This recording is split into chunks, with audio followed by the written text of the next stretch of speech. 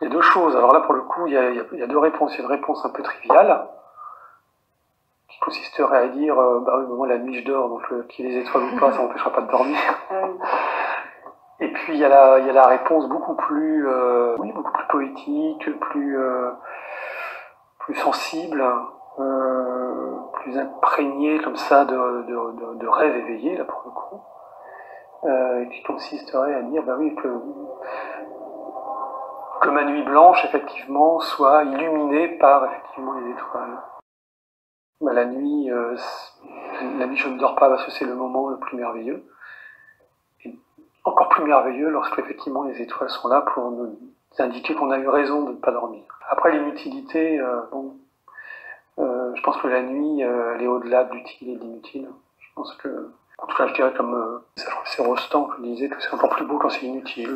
Une nuit sans étoiles, ça peut être inutile, et en même temps, ça peut être très beau, l'inutilité.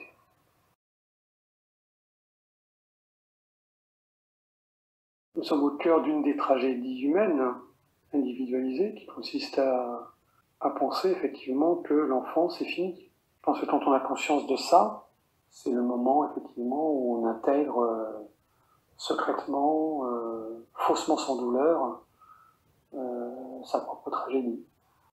Mais l'enfance, effectivement, dans un coin de sa tête, sous plein de formes, notamment avec le cinéma.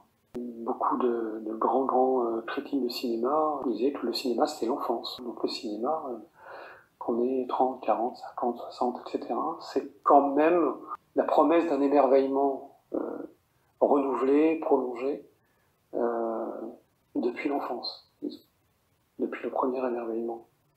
C'est une douleur d'oublier l'enfant qu'on a été, certainement.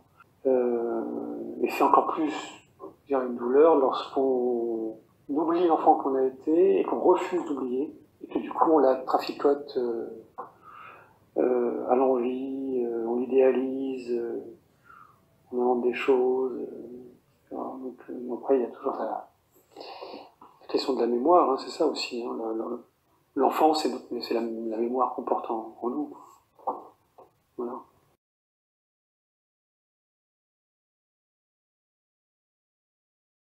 Bah, tous les paysages souillés quoi, par la pollution, c'est écœurant. C'est-à-dire tous les paysages,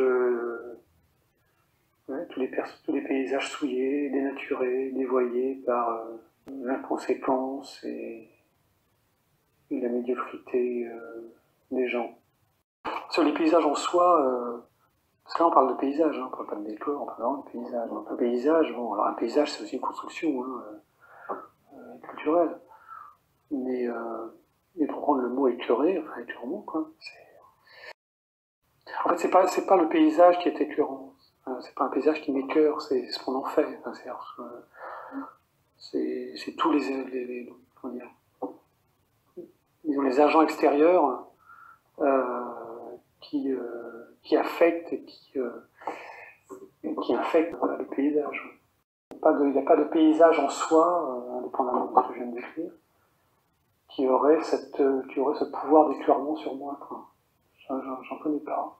Un paysage qui m'écœure, c'est un paysage dont je mesure, dont je perçois la beauté, la grandeur, la noblesse, etc.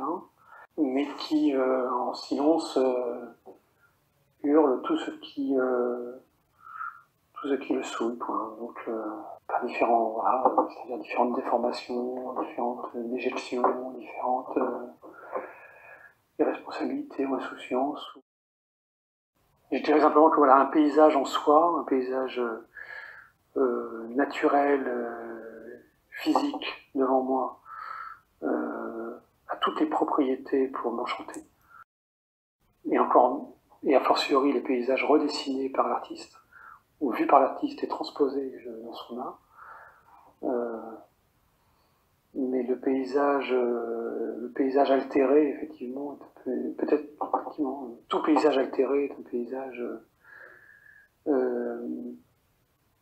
qui m'écœure, mais pas par sa faute. C'est-à-dire qui m'écœure par son impuissance, justement, à résister à cette souillure.